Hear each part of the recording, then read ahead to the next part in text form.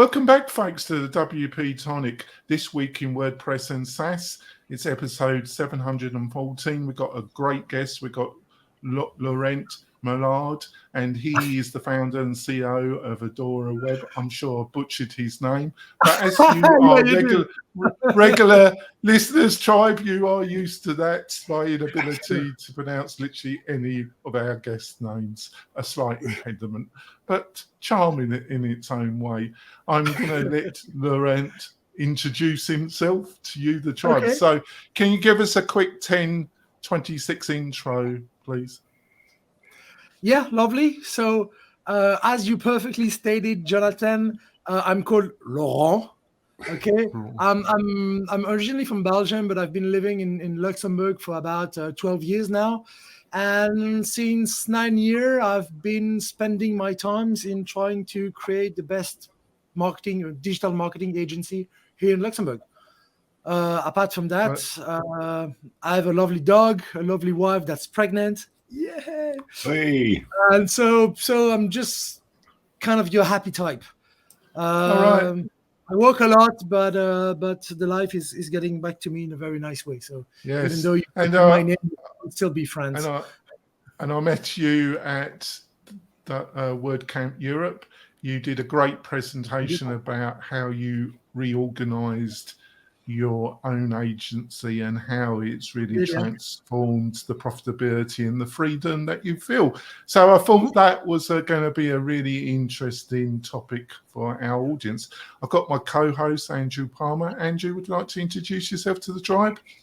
Certainly. Salut, Laurent. Welcome to the show. It's nice to see you here. My name is Andrew Palmer, and I'm with Bertha.ai, helping people write AI content within WordPress. And we love Yoast. Oh, that's great. I'm so pleased to hear that. So before we go into the main meat and potatoes of this great interview, we've got a few messages from our major sponsors. We'll be back in a few moments, folks. We're coming back. I just want to point out we've got some great special offers from the sponsors. Also got some great recommendations, plugins, services, anything that you might need for yourself or for clients. You can get all these goodies by going over to WP Tonic/recommendations, WP Tonic/recommendations. So straight into it. So you're based in Luxembourg. You know, obviously, I'm originally from the UK. Andrew's based in the UK. But do you think there's any fundamental difference between the mainland European market than the UK and American? Apart, one of the main things that occurred to me is how you deal with all the multi languages that you've got to deal with, where in the UK to some extent and very much more in the US, it's really a very English-based philosophy. So I'd be interested to see how you deal with that effectively. Yes, of course. So clearly, the main difference between the US market and the European market is the size. Not necessarily the total size of the market, but just the fact that in Europe, there's not one market, there's 20 of them. Okay, and each market has some real specificities. You will not market or sell your product the same way in France that you will do in Germany, or that you will do in Denmark. You know, those are very different people with different languages, and it creates some hassles for us marketeers. Now, personally, here within Adora Web, we mainly work with the Luxembourgish market. Sometimes we work with the French market or the Belgian market, but it makes our lives, it's already made easier because we share the same language, French.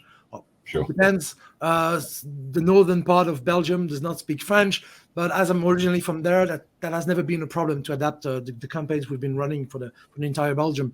But definitely, Europe in itself is a very different kind of market, and Luxembourg, it's probably one of the most peculiar, because you have to understand that Luxembourg, it's a market that's about a bit over 500,000 inhabitants, so it's crazy small. Okay, we have around 600,000 people living in Luxembourg, but That's crazy. the population of the country doubles during the day. So there's so many. It's a kind of. I like to describe Luxembourg as a little piece of Switzerland that has been forgotten. Okay, it's a place where there are works, there are lots of companies. There's a very active economical tissue, and there's very loads of things to be done and that are being done. But then again, it's a very traditional market, and it's a luxury for me today because as a digital marketing agency, my market is in front of me. Okay, we still have some very traditional minded kind of companies that we don't need to take risks. We've been doing that for the last 20 years. It has gotten us so far. So why change? Well, the European and the worldwide pressure is kind of we are kind of in a phase here in Luxembourg where we realize that we need to change the way we are doing things. Okay, the industry is not working anymore. There's the banks, the banks industry. It's not that high anymore, even though they are still very active and there's still plenty of things happening. But clearly, based on my market and for our market, regarding all the digital tools, would it be a WordPress website or other things, we are still a market that I would estimate to be like maybe 10 years behind what you'll find in some more Central European cities, or even in the US. Yeah, sure. Before I throw it over to Andrew, just got a quick follow-through question. So has the pandemic and what happened, did that change people's attitudes and accelerate a move forward, or don't you think it's really affected it? I think it has affected plenty of people like everywhere else. I think it was kind of unexpected. I also think that it has been relatively well managed, even though I might not have done everything the same. But then again, I'm not the one taking all the responsibilities or paying the consequences for them. I meant more how it affected companies' attitude to digital marketing. So, as a business, I don't have that answer just yet, because actually, I'm still perceiving the kind of the aftertaste of the COVID break, where business for almost 2 years, everything has been very slow. The rule was, let's not take risk. And it's starting to grow again. It's starting to happen again. But I would be delighted to give you a more definite answer in 6 months. Let's see if all my clients, all my prospects in my pipeline, would they sign the project that they are going to? For some company, for most company, I believe it has clearly been a self-realization that there were some problems. But as there were so many problems regarding workforce, regarding generating clients, I think that the marketing, in a way, has still been kind of left outside of it. Mm-hmm. And we're going to see in the next few months how does that impact our enterprise, our industry. Even though I personally have absolutely no doubt that it will help people understand that they need more digital activities. They need to control the acquisition funnel, the conversion processes, and to control the entire buyer journey, digital buyer journey that they want to build, and they need to control that digitally, because physically sometimes it gets into troubles. Yeah, over to you, Andrew. Well, I mean, cultural differences. You were talking about Europe. Every single country is a different country. It speaks a different language. Generally, you have the French languages spoken around Flemish in the north of Belgium. I think you were talking about Switzerland, a multilingual French, Swiss, German, Austrian. All these languages that people. We tend not to think that we don't have a language barrier in the UK. But we've got cultural language barriers. So the people up north, for instance, I'm 24 miles west of London. Sometimes I find it hard to understand them because they speak very fast and they've got very strong, dialects, Mancunian or Durham or Newcastle, that sort of things, and they say words in a different way. So we still have to deal with cultural issues within our own countries. In America, the same. You have Southern America, you have North America, and it's a relationship with attitudes as well as much as kind of different ways that they speak to each other and what they mean in their tone of voice and things like that. So one of the things that I wanted to ask you about, it's aligned with question 2, really, is that you've talked about how your agency has changed in the way that you feel other agencies react to customers. Could you just give us a minute or so on that and what you've done to change, not without going into the other questions that we've got? What's the core principles that you've adjusted in your agency? For me, the core principle was about accepting that there is no way to know it all before you get started, before you get actually some work done. And that was the main realization that has brought me for the last 6 years to try some, maybe would say some crazy stuff, to try and change the way we market our services, to try and change how we build our products, how we retain our clients throughout times, to bring more value on the table. The realization, it's really about accepting the fact that if I meet your company for the first time, I'm not able, even though I would be the better digital marketer in the world, which I'm not pretend to be. I try to be good, but I wouldn't say I wouldn't go as far as that. But even the best in the world cannot have that magical crystal ball where you'll find all the answers from the get-go, and that led me to develop some more iterative processes. And Sure. That's all about the agility in the talk we did, and that's how we met, actually. Yeah. Perfect. On the I think we're on question 3. So that was kind of part 3. So let's have a look at how you are we going for a break, John? But it's just I just want to give some additional information to the audience. Awesome. So one of the reasons I felt you had a very insightful methodology around sprints, around Andrew. What I don't know if you saw the presentation, but it's about accepting that some clients can't put you on a massive retainer every month, but they still want to work with you. So you book a block of time at a certain date. They pay for that block of time, and you agreed outcomes in that block of time. That you, it's a great way of it. And I think you framed it as a sprint, did you not, or did you use a different?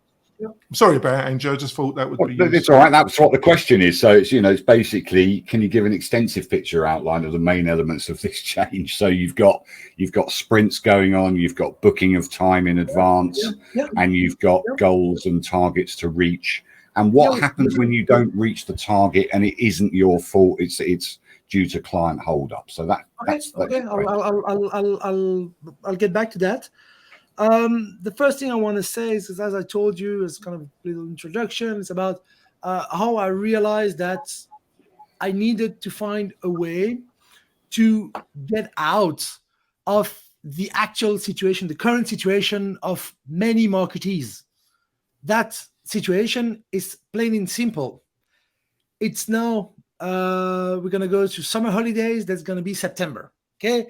September, going back to school, all the marketeers throughout Europe is going to sit down and say, we need to define everything that we are going to do for the next year. Because before the end of this year, I need to validate a budget. Okay. I need my company to validate the budget that I'm going to spend, and I need to decide right now in the point in time and space where they literally know the least about what's going to happen throughout the next year. They still need to decide that in July 2023, they are going to run a Google Ads campaign about that specific topic. And even though I'm glad when I can have some longer term vision to what's going to happen with my clients, and this is still important, unfortunately, the digital marketing, everything is moving so fast that if you decide everything in advance, you are assured to fail. Because number one, there's absolutely no way to know it all from the get-go. And secondly, you will be kind of stuck in the section of everything that you've planned, that more often than not, you will never take the time to go back and look about, how did that campaign work? Okay? Because it's something that really, probably the thing that I like the most about the US is the differential, the culture difference about how we perceive failure. Failure in Europe, it's a very, very bad thing. We cannot have failure. That is completely forbidden. If you fail a campaign, oh my God, that would mean that you're a bad marketeer, which is obviously not true. The more American way of seeing failure, that failure is experience. Failure is how you grow. Failure is how you learn. And actually, everything we learn throughout lives, from walking to speaking to dancing to whatever, to painting to building some Lego set, whatever we learn to do, we learn by doing mistakes. But for some strange way, a digital marketing director could not fail.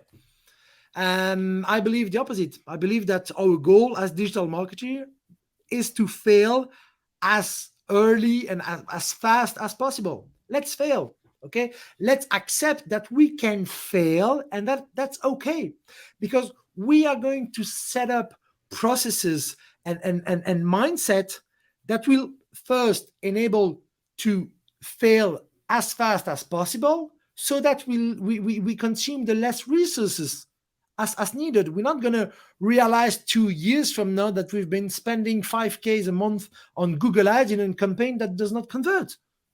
Okay, some very realistic example that I've seen way too many times. Oh, you do run Google Ads? Oh yes, of course. And how did that perform? I don't know. I haven't logged into the account since. And you're just like, okay, let's change that. And actually, I've realized, while realizing this myself, because I was doing the job for my clients, and the results were not there, and we were trying to put massive strategies in place and creating and plan everything out, and it just didn't work out. There's always had some emergency, everything was some scopes creeping, and I was miserable. My clients' results weren't any good, and I was barely making any money. So it's I needed to get out of that very bad cycle I was in.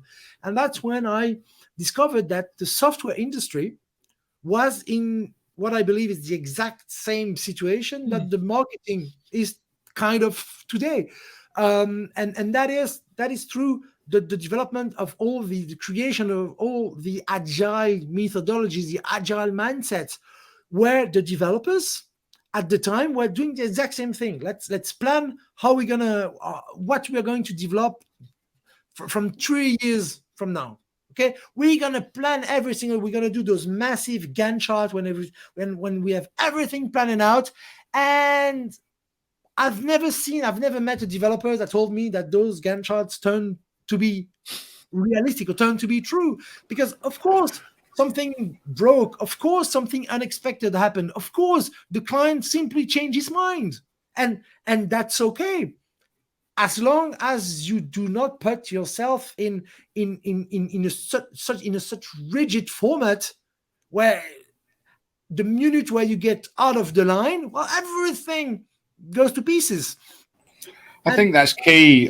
Sorry to interrupt you, but I think that's key to everybody. I think that, the subtext to this is really what you've managed to do is with the sprints, you've managed to build in flexibility. And that's what a lot of clients forget. And when you're dealing with corporates particularly, they do have to have a budget. They have to scope out that for the next year. For instance, Mars Confectionery plans Christmas at Easter and Easter in July, so, they're way ahead of the curve. And when I was working for a printing company, we were literally getting artworks for Christmas at Easter time.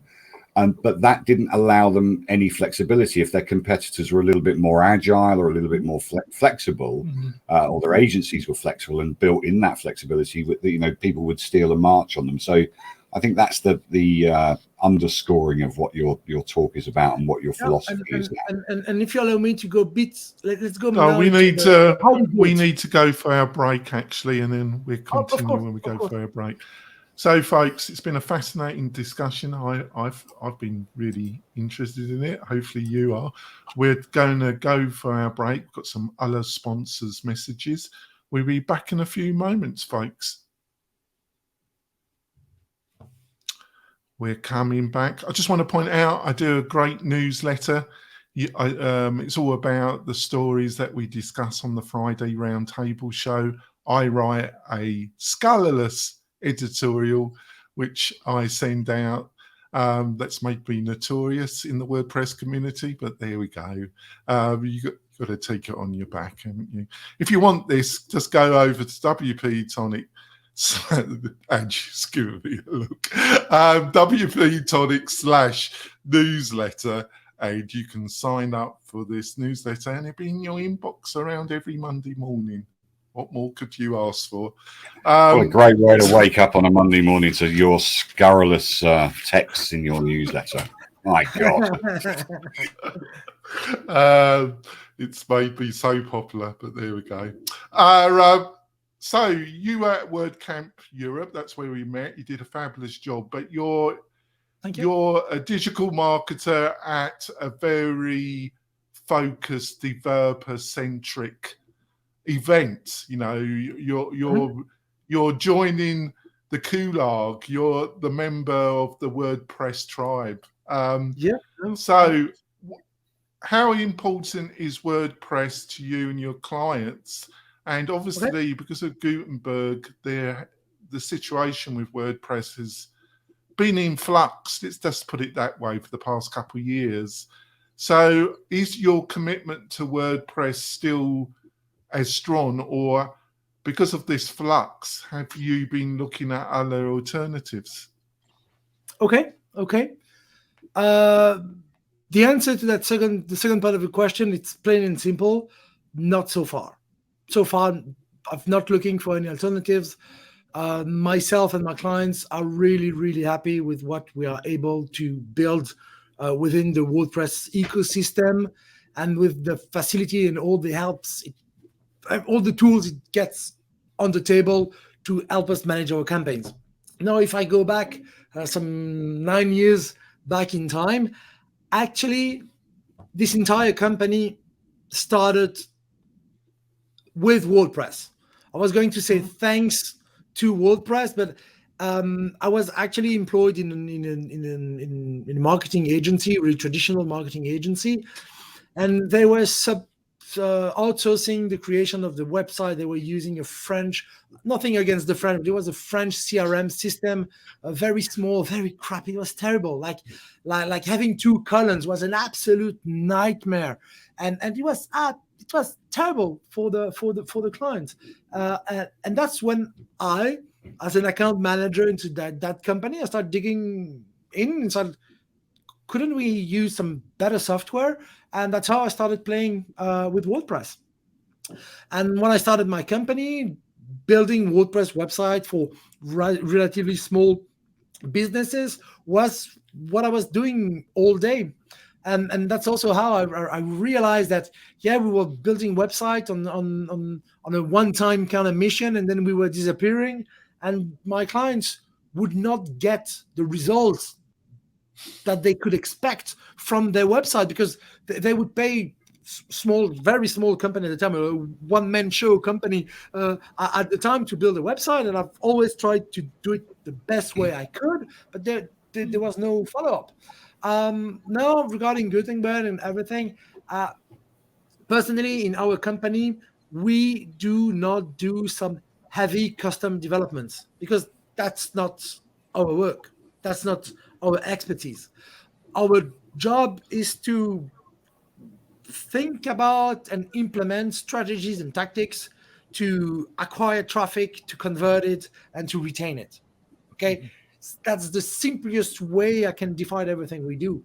And so far, not all, but most of my clients, we've decided to use WordPress to build their website and the marketing part of their website. And for that, it has been working pretty good. If I'm being honest, at the beginning of Gutenberg, I was using some when we were not building custom themes, we were using some other builders, some visual builders. My favorite always has been the Beaver Builder. All right. I've been a big Beaver Builder user for years because I was very glad about the performance loss was really not that bad, didn't have any impact of everything we did, and it used to simplify our lives, and even it enabled me to furnish my clients with tools where they could gain some independence. So that's been working pretty good. And to be honest, we are kind of more and more going back to Gutenberg as we are getting better code. We are now gaining some more details options of how we can use those custom blocks, etc. And it really helps me and my clients. That by the years I've been going a bit bigger. It helps me and them to keep consistent design, consistent structure, and for that I'm kind of happy with it. Even though that's good. I thought I would ask you because you see a lot of on YouTube. You see a lot of people comparing WordPress to other SaaS-based, either in the DIY or in the more professional agency market. And there's a number of YouTube videos that seem to be preaching that WordPress isn't still one of the most effective agency tools. I don't know if that's totally, I don't know if that's their honest opinion. I think, like all these things, it's a little bit complicated. That's great. Over to you, Andrew. Well, it depends. I mean, it depends whether or not you're a good agency. If you can work with any tools, as long as it doesn't really matter what the tools are. If you think that your workflow is better with a particular CMS or a particular web building tool, you can go to Webflow. I know some very successful agencies that are simply Shopify. Webflow is great, but the Shopify partners, they're charging minimum 10 grand a pop. That's their starting price, and they've been very, very successful. WordPress is great for DIYs and for professionals, and it's very adaptable. So it depends what sort of skill level you seem to have decided that you don't want to be the coders, you want to be the marketers. You want to be, you will build your website. Exactly. And having played along and around with WordPress for so many years, my team and I, we are so comfortable with this tool that we know it will always be a good foundation for whatever future need that the client can ask. And I'm saying exactly. One of the things I wanted to ask you. One of the things I wanted to ask you is, you're the boss now, right? So you started off as the individual freelancer. You decided you were in corporate, or you were working for another agency, which is kind of corporate. You're working for the man. Now you're the man. How was that? How did that transition affect you mentally, in as much as the way that you held yourself, the way that you have to now employ staff? We noticed at the beginning of the interview, before we went live, you had a cup of coffee brought to you. Which is I'm so envious. That's the kind of transition we all like. People can bring us a cup of coffee. It's great. But how did that affect you, and how are How's your attitude towards your staff? And are you co-workers, or are you the boss, or what's going on with your agency? How do you work together? Okay. I'll say my main goal is to have an auto-organized team, and whatever we do throughout the different methodology that we set up and that we define and that we kind of trying to improve over time. The one of the main goal is to have an independent team that can take decisions and to be auto-organized. Okay, because I never wanted, and I'm trying not to be as much that I can. I don't want to micromanage a team. It simply doesn't work. I've done that with my first employee. It did not work well at all. It has been a very difficult situation with her. It was a great person, but the work between us wasn't working, and it was probably my fault for a big part. For sure. But since then, I've kind of grew. I think that. For me, developing this company, it's pleasure before anything else.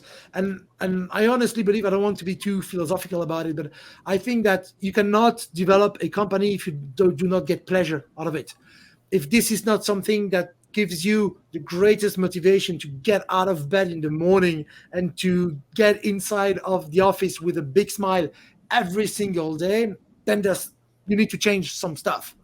Now, of course, with a team of 9 people, it's a big team. Well, it's small compared to other, but for me, it's not big. I needed to learn, and I learned by doing it. I did loads of mistakes. Thank for me, I have a very forgetful and very understanding team that even though there was Julien that brought me my coffee, and before being a great cup bearer, he's a great designer. He's a really so just to got our last question before we wrap up the podcast, and then we're going to have some bonus content, but I've got a last question. So you've integrated and adapted this Scrum methodology, this sprint methodology. Yeah. What are, everything's an ongoing process. What are some of the key things that you and your team, you feel that you've got to really work on to improve how you get results for your clients?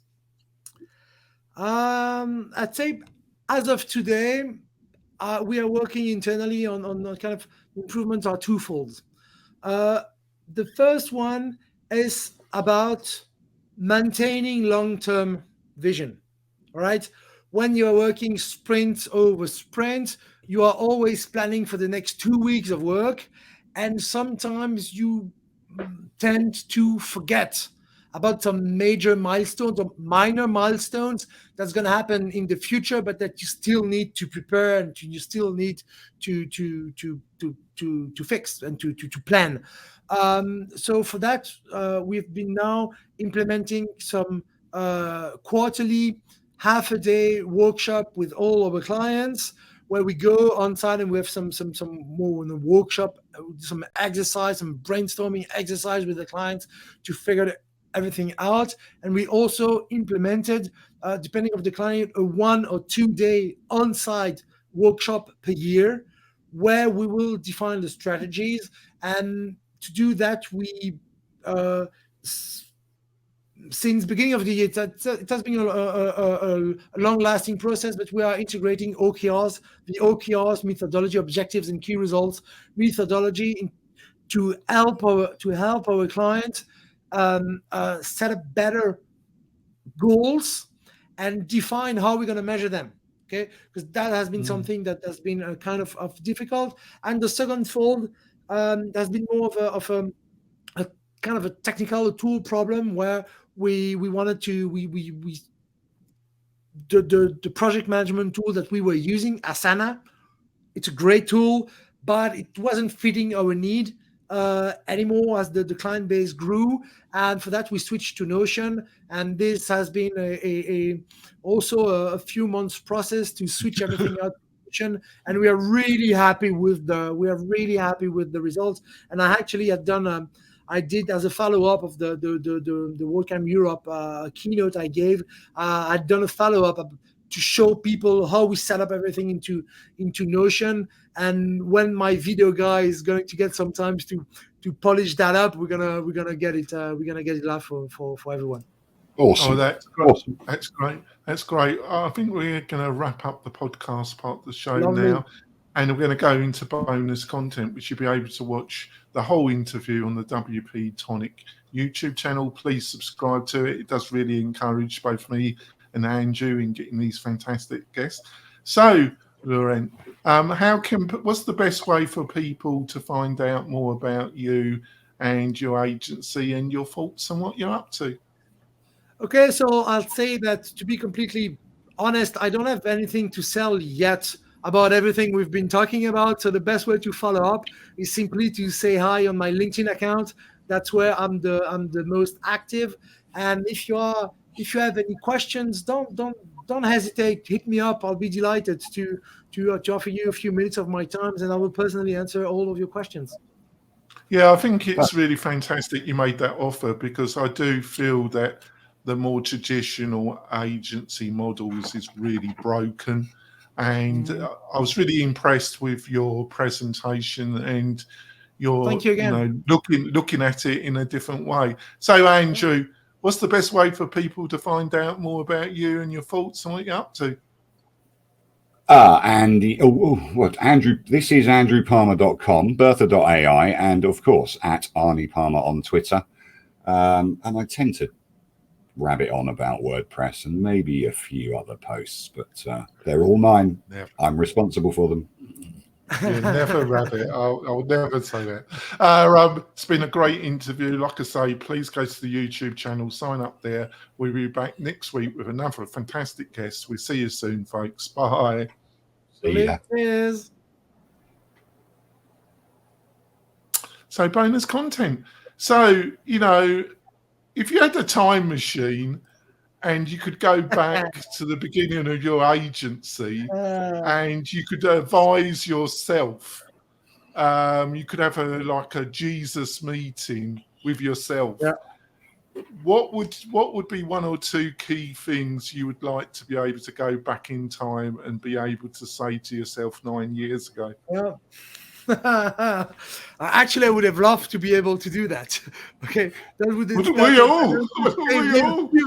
Plenty of years. But I think the first thing I would say to myself is stop overthinking everything. No, you don't need to have paper with your logo on it. You don't have to start developing, because when I started my last month before having the guts to go out in the market and try to sell whatever I was trying to sell at the time, basically WordPress websites, and so first thing I'd say is really go. Okay, nothing bad is gonna happen. Nothing bad is gonna happen. Even more when you're at the beginning of your entrepreneurial career and your entrepreneurial adventure. Okay, now if I do some bad mistakes, I have salaries, I have people that needs me to be on top every single day. At that time, it wasn't really the case. The second in the same idea, it's really go out of the building, go out, talk to people. And probably the first thing I did that really helped me get to the next step or next stage of my business was to join a co-working space.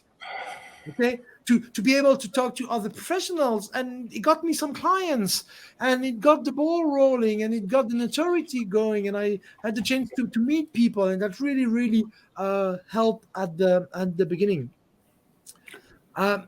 The second thing, that's great advice, that, because co-working, there's loads of co-working spaces all over the world, nowadays. and they are phenomenal for meeting people, and it would be, Laurent, please, I've got a situation with a client, Laurent, can you help me? Or what do you think I should do?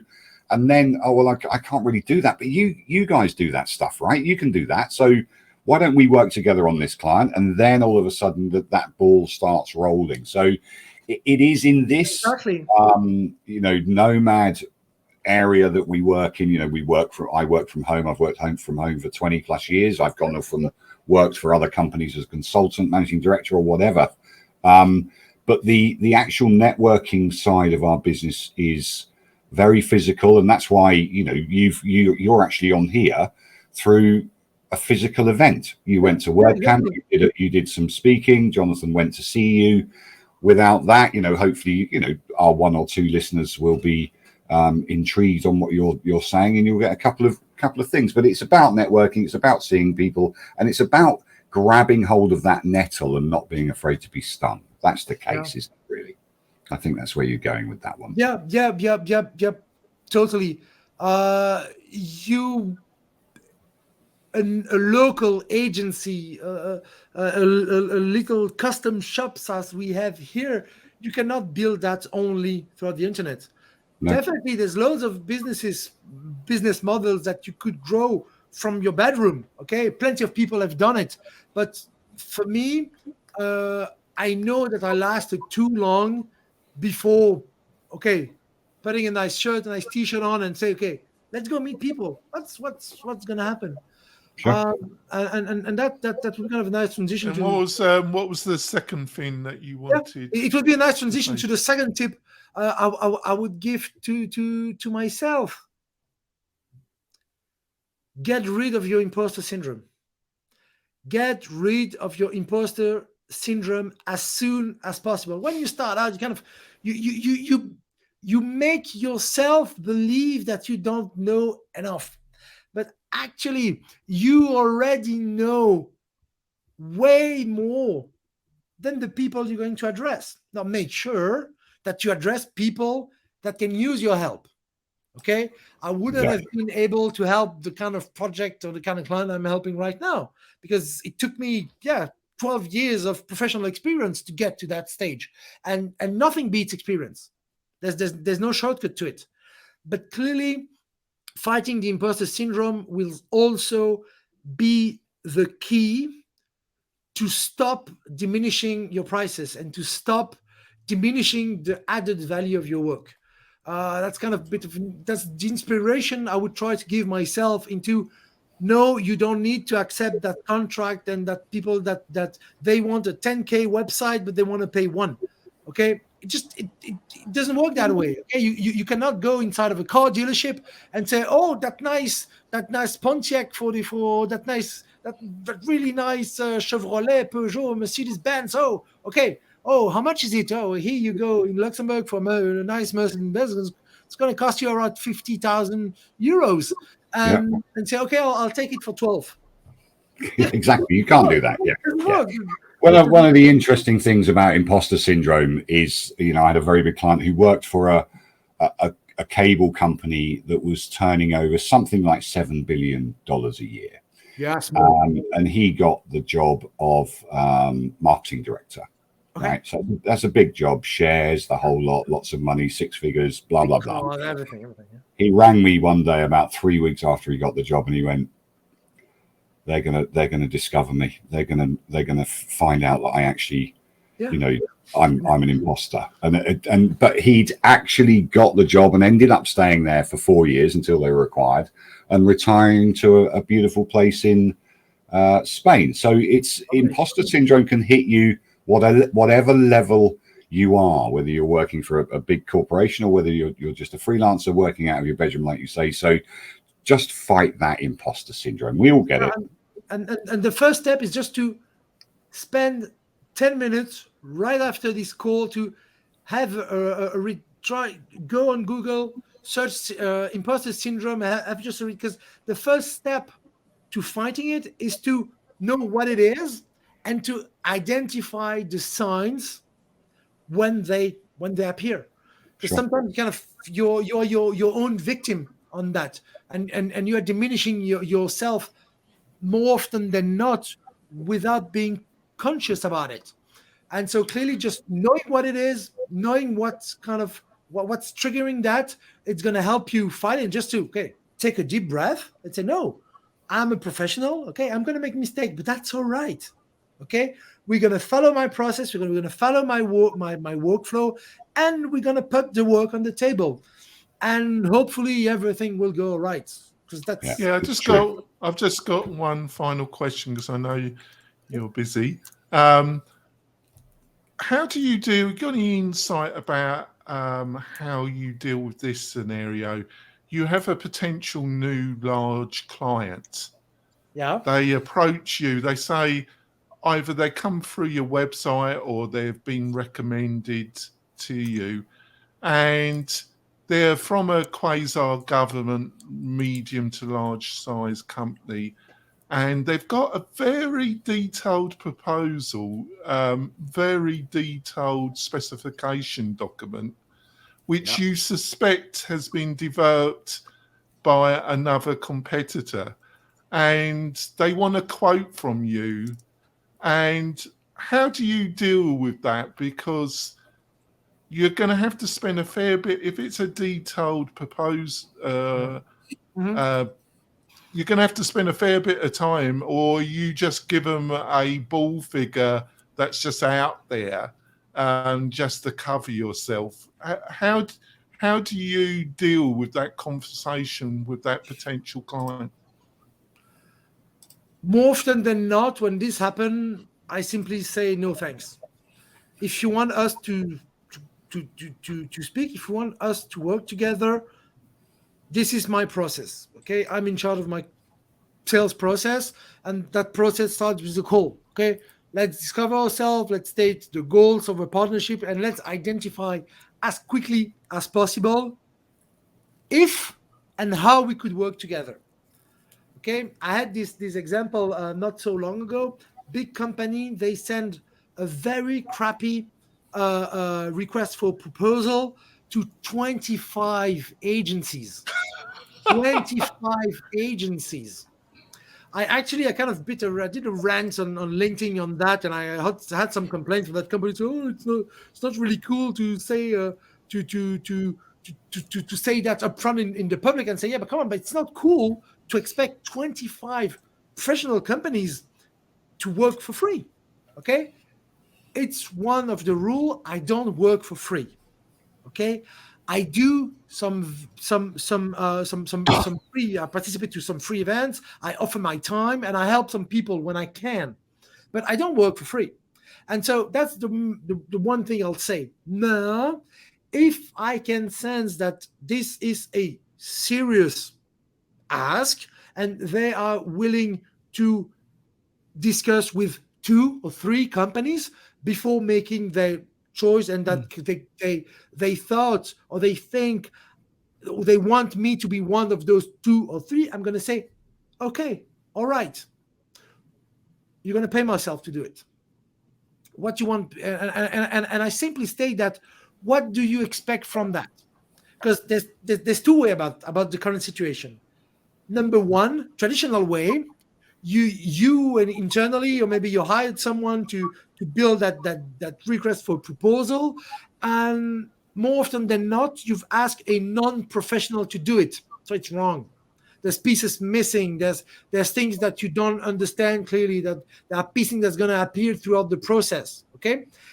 What I can do is what you told, Jonathan. I can say, okay, this is going to cost about, let me say, how much a pain in my neck can this project go?